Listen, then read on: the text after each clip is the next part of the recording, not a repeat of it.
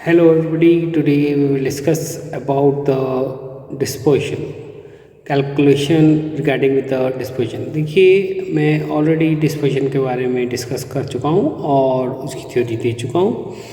आज हम जो पढ़ेंगे उसकी कैलकुलेशन पढ़ेंगे कि डिस्पर्शन जो लॉस है, यानी कि जब signal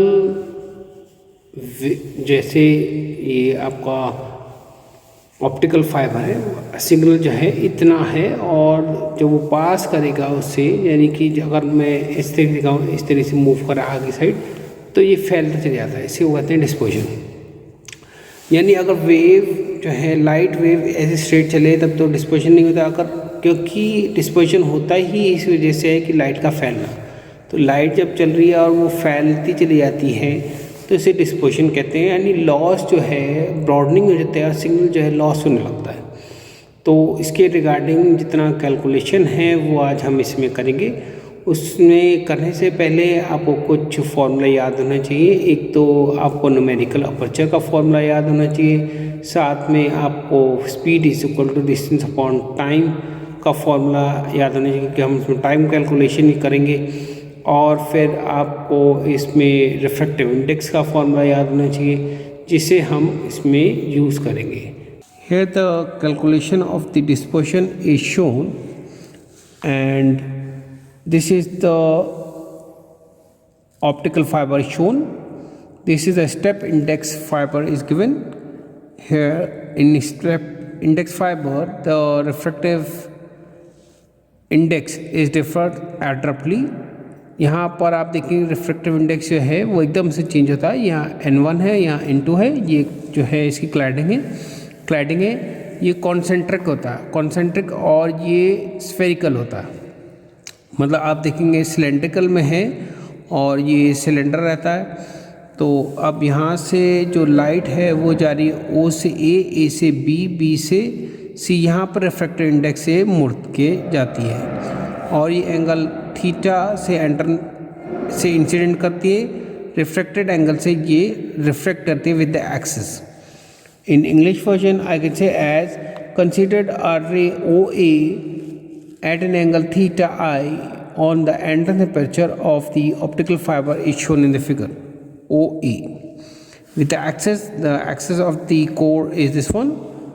The ray is refracted into the core along the AB and make the angle theta R with this core axis of.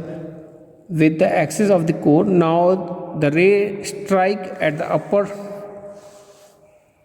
core cladding at B, and then it gets refracted to C, and from C again to D.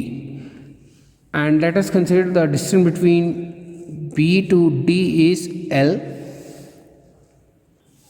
Here the time taken the ray to reach at B to C and C to D is small t.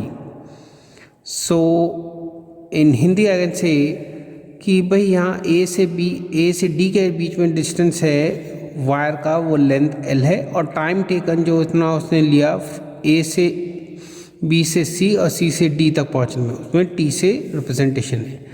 Let T be the small time taken by the ray to cover the distance B to C and then from C to D with the velocity V. अब distance formula हम use कर रहे हैं, T is equal to B C plus C D upon V. V is the velocity of the light जिससे वो move कर रहा है। If N1 is the refractive index of the core and C is the speed of light in vacuum. तो आपको मालूम है ये रिफ्रैक्टिव इंडेक्स का formula V is equal to C upon N1. N1 is the refractive index of the core. अब यहाँ देखेंगे figure से BC is equal to BG upon cos R theta, और similarly with CD is equal to GD upon cos R. ये हम figure से देखेंगे। यहाँ आप देखें फिगर से ये थीटा R है, तो ये 90 माइनस थीटा R हो जाएगा। 90 minus R is over theta, क्योंकि एंगल ऑफ रिफ्लेक्शन फॉलो करेगा, that means R is the refractive theta is R theta बनेगा ये अगर आपको समझ आता है तो ठीक है, नहीं तो आप इसे याद कर लीजिए कि आर थीटा से एंगल करेगा। अब हमें बी सी निकालना है। ये बी सी कैसे निकालें, hypotenuse cos theta upon hypotenuse cos B G upon hypotenuse B C. So B C is equal to, जो कि मैं ऑलरेडी इधर लिखा है वो B C is equal to B G upon cos R, यानी जो बी जी जो है हमारा वो बेस हुआ। इससे मिलली यहाँ पर आप देखेंगे सी डी जो है हाइपोटेन्यूज है, बी जी कॉस यानी base upon hypotenuse angle theta बना दिया। और टोटल डिस्टेंस हमारा जो हुआ वो हुआ B C plus C D, that is B G plus G D upon cos R. और is the R theta is theta r is refractive index, is that right at which it get refracted is the theta r, ये theta r वो है। तो total length आपको मालूम है l upon, ये तो मैं ऑलरेडी पहले ही लिखा था, that means cos l, l is the length दो जो कि B C plus C D है, that means l cos r। तो टाइम्स अगर हम ये थर्ड इक्वेशन हो गया from first second and third, यहाँ ये फर्स्ट टाइम पीरियड का है, वेलोसिटी का फॉर्मूला ही है। और थर्ड इक्वेशन में ऑलरेडी दिखाया था। थर्ड इक्वेशन हमारा ये, इनकी वैल्यू पुट करेंगे हमें तो मिलेगा t is equal to L upon cos theta R into N one C. तो ये आएगा N one L C cos R. अब हम time taken by the ray in travelling by the axial length L of the fibre will be given by, total अगर हम length निकालना चाहें theta, that means tau N one L cos C cos theta R. यहाँ पर N one जो है refractive index है of the core, L is the total length of the optical fiber, C is the speed of light, cos theta, R is the angle of refraction है, T is the time period है। तो अब हम इसमें देखेंगे, इसमें now consider that all the light rays lying between angle 0 to critical angle theta C से निकालेंगे। अगर आप देखेंगे यहाँ पर टाइम टेकन हम इसलिए निकाल रहे हैं क्योंकि the time taken by the rays making angle with zero with optical fiber will be minimum, यानी जो एक्सेस होगा, अगर देखें आप जो एक्सेस से जाएगा वो सबसे कम मिनिमम डिस्टेंस से जाएगा, और जो सबसे ज़्यादा क्रिटिकल एंगल से बनाएगा उसे सबसे ज़्यादा टाइम लेगा। तो हम टोटल एवरेज एंगल मतलब हम टाइम मिनिमम और मैक्सिमम टाइम निकालेंगे, फिर उसका डिफरेंस निकालेंगे। तो इसीलिए आपको बताया जा रहा है टाइम टेकन बाय द रे मेकिंग विद जीरो एंगल जिससे बनाएगा विद द ऑप्टिकल फाइबर, यहाँ से जीरो एंगल बनाएगा और स्ट्रेट ही चला जाएगा, कहीं पे मुड़ेगा ही नहीं। और दूसरा जो है हर बार क्रिटिकल एंगल से मुड़ के जाएगा तो मैक्सिमम टाइम लेगा। तो इसका हम कैलकुलेशन देखेंगे, यहाँ आप लेंगे टॉ मिनिमम, दैट मीन्स यहाँ टॉ मिनिमम जब होगा यहाँ पे cos theta is equal to zero, और zero means one, cos zero means one, तो ये बचेगा N one L upon C, ये सिक्स इक्वेशन है।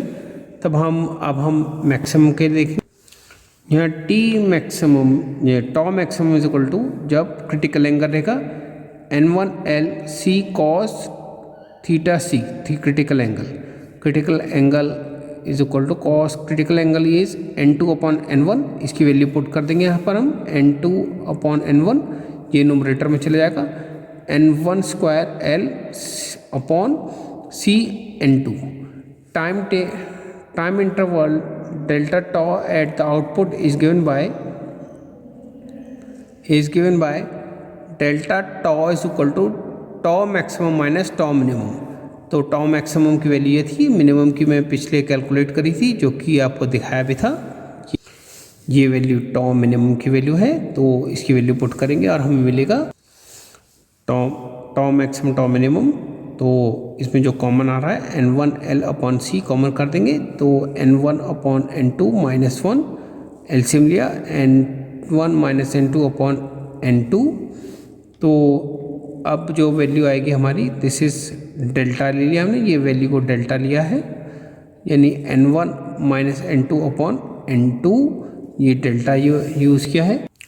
और we know that the numerical aperture जो वैल्यू होती है वो होती है Na is equal to N1 root 2 delta.